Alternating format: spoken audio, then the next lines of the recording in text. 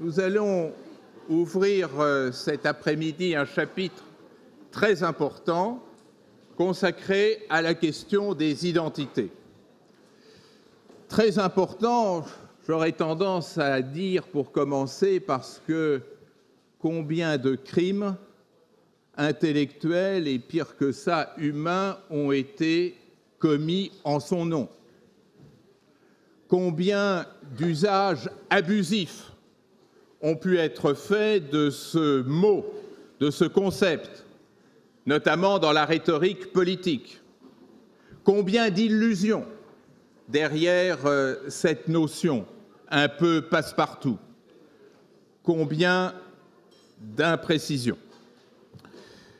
Parler des identités, c'est tenter de voir d'abord, et c'est le but de cette introduction, comment le problème a pris forme et comment le débat est très vite venu l'accompagner. Parler des identités, c'est quand même soulever en même temps 5 problèmes. Ayez bien en tête ces 5 problèmes qu'il y a derrière la notion apparemment palote de l'identité. D'abord, un problème d'acteur. Tout acteur se réclame d'une identité. Tout acteur proclame une identité. Mais derrière cette proclamation, que se passe-t-il? S'agit-il de la voix sourde d'un déterminisme? Je suis d'un pays musulman, donc mon comportement est prédéterminé par mon appartenance à l'islam. Je suis d'un pays chrétien, donc mon comportement est prédéterminé par mon appartenance au christianisme.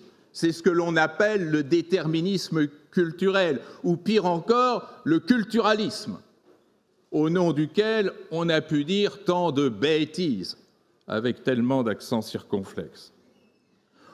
Ou alors, à l'autre extrême, l'individu acteur peut-il nier toute identité, se considérer seulement comme un individu et faire abstraction de l'environnement culturel dans lequel il baigne? Évidemment non. Donc vous comprenez la complexité déjà du problème entre ces identités déterminantes et ces fausses impressions d'émancipation par rapport à une identité donnée. Deuxième problème, c'est un problème de construction des systèmes politiques. Nos systèmes politiques ont tous des identités, et s'ils n'en ont pas, on leur en prête. On parlera, et vous entendez ça à la radio, à la télévision, le même discours, selon lequel tel système politique est musulman, ou souvent raffinement encore plus piégeant, arabo-musulman, où on vous parle d'un système politique occidental, où on vous parle de système politique africain, sous-entendant ainsi que cette identité oriente la configuration des systèmes politiques et vient en quelque sorte limiter les choix constitutionnels propres à ces systèmes. Troisième problème, un problème de relations internationales. Parler d'identité, de système politique et de collectivité, c'est sous-entendre que ces identités sont au moins en situation de concurrence et de compétition, au pire souvent en situation d'affrontement. Et on n'est pas loin de ces discours ô combien dangereux et contre lesquels je ne saurais trop vous mettre en garde, sur le choc des civilisations, sur le clash des civilisations. Puisqu'il y a plusieurs identités qui structurent l'espace mondial, eh bien ces identités vont entrer en contradiction, en affrontement, les unes face aux autres. C'est ce que le triste inventeur de cette formule, Samuel Huntington, appelait les frontières sanglantes des civilisations. Mais pourquoi faudrait-il qu'il y ait nécessairement du sang ? Quatrième problème, des problèmes de conjoncture politique. Certaines conjonctures donneraient aux identités une valeur d'enjeu particulièrement aiguisée.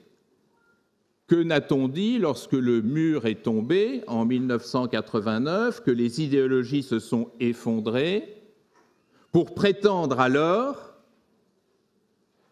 que les idéologies ont été remplacées par les cultures, voire les religions, et que ce qui était autrefois la confrontation marxisme-libéralisme serait remplacé par une confrontation qui pourrait être au gré des analystes, Occident contre monde musulman, christianisme contre islam, Asie contre Europe, et ainsi de suite.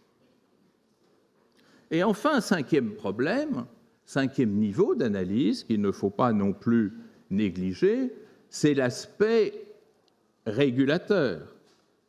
Nous sommes dans un espace mondial où ces identités appellent régulation, c'est-à-dire où il appartient notamment aux législateurs de savoir garantir aux identités minoritaires un droit d'existence. Lorsque vous êtes de la minorité culturelle d'un État, votre seul droit est-il de vous taire? Votre seul droit est-il de cacher votre identité? Ou est-ce que vous avez le droit garanti par la loi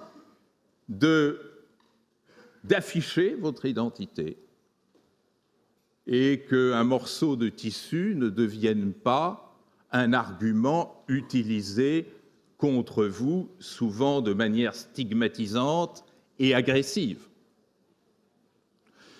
Vous savez que, d'après un rapport des Nations Unies, dont je vous parlerai à la fin de ce cours, un homme ou une femme sur 7, c'est-à-dire 1 milliard d'êtres humains, sont aujourd'hui victimes de discrimination identitaire et culturelle.